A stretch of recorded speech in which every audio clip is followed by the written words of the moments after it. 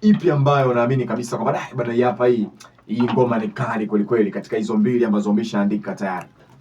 Kuna ya Mane na hapa tulikuja kutambulisha leo. Hizo mbili manake. Hizo zote ni kali.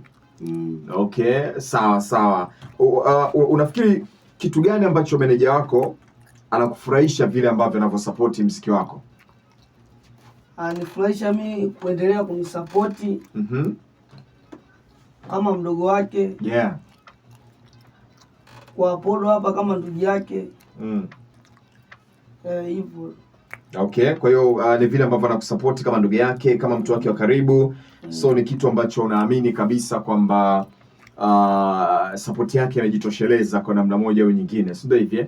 Yeah, kwa kipindi hiki hapa cha likizo ukiachilia muziki, michongo ipi ambayo mingine umeifanya yani katika kuhakikisha kwamba ratiba yako inakuwa inaenda sawa? Kwa michongo hapo kuna sometime mnaenda ufundi usaidizi. Yeah. Mradi upate maokoto, usikae kizembe, ukae kijanja, au sio? Uondoe unyonge, uwe mchangamfu.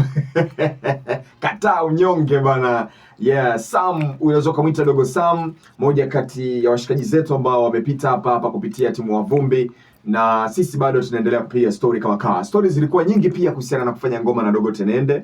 Naamini wakati mnaingia hapa hizo story nimezisikia pia. Vipi? Kulikuwa kuna ugumu wote ule au umeshafanya tayari mnasubiria tu iachiwe? Ngoma bado ndio inatarajia. Inatarajia. Kwa hiyo meneja atakuja kulijibu hilo, sio hivi? Yes, hakuna noma. Kuna wakati tunasema kwamba sasa hivi muziki umehamia sana kwenye mitandao ya kijamii.